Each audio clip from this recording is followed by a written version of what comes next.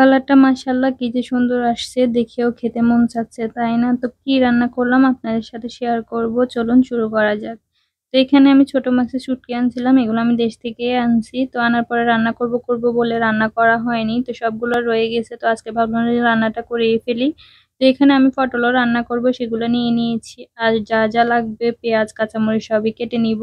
এদিকে মাছটা ভাজতে দিয়ে দিয়েছি আর ভাতও বসিয়ে দিয়েছি। আর এখানে বাচ্চার যে দুধের পটটা ছিল ওটার দুধ শেষ হয়ে গেছে। তো এখানে এখন ভাবতেছি যে মরিচগুলা ঢুকায় রাখি।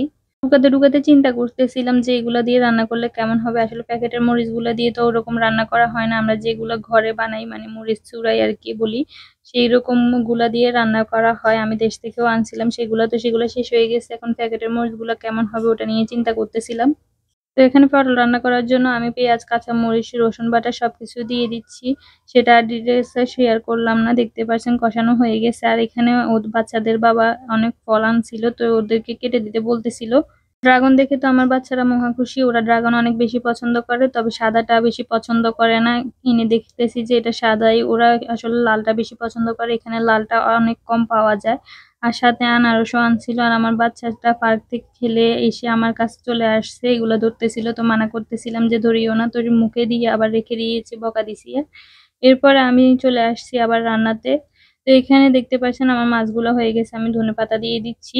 আর শুটকিগুলো ধুয়ে রেখে দিয়েছি। আর পেঁয়াজ, কাঁচামরিচ যেহেতু শুটকিতে একটু বেশি লাগে, তো সবগুলো এগুলো দিয়ে দিব শুটকির জন্য। তো এখানে তেল গরম করতে দিয়ে দিয়েছি। এরপর শুটকির মধ্যে দেওয়ার জন্য সবকিছু দিয়ে দিয়েছি। এরপর এখানে রসুন বাটাও দিয়ে দিয়েছি। রসুন বাটা অনেক কম দিয়েছি, কারণ আমি এখানে আস্ত রসুনও ইউজ করেছি। আর এখানে আমি স্বাদ অনুযায়ী লবণটাও দিয়ে দিয়েছি। দিয়ে এক এক করে মশলাও দিয়ে দিব, শুকনো মশলাগুলা। আর এগুলো ভালো করে নেড়ে চেড়ে নিব, একটু নরম হওয়া পর্যন্ত অপেক্ষা করব। অপেক্ষা করার পর যখন একটু নরম হয়ে যাবে তখন শুকনো মশলাগুলো দিয়ে দিচ্ছি। এখানে হলুদের গুঁড়া দিয়ে দিয়েছি, মরিচও দিয়ে দিচ্ছি, প্রায় 1 চামচও দিয়ে দিয়েছি। পটলটা রান্না করার পরে একদম আইডিয়া হয়ে গেছে যে কতটুকু দিতে হবে, তো সেই অনুযায়ী দিয়ে দিয়েছি। আর জিরা ধনিয়া একদমই সামান্য দিয়েছি, আমি আসলে কখনো দিই না সেরকম। তো পরে একটু দিলাম, ভাবলাম যে কেমন হয় দেখি, না ভালোই হয়েছে দেখতেছি।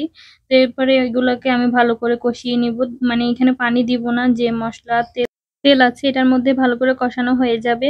তো কষানো হয়ে যাওয়ার পরে এখানে আমি পানিও দিয়ে দিব। বেশি পানি দিব না, অল্প একটু দিব, কারণ এগুলো যেহেতু ছোট মাছের শুটকি এখানে বেশি রান্না করতে হবে না।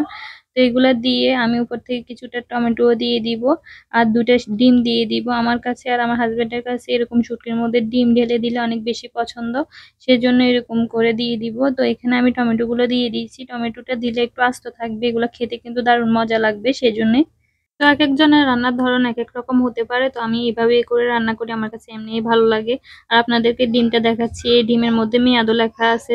চিন্তা করেন আমরা বিদেশে আসছি বলে কথা, বিদেশের ডিমের মধ্যে মেয়াদ যদি না থাকে দেশ থেকে আর আলাদা কেমনে হবে, সেজন্য আর কি।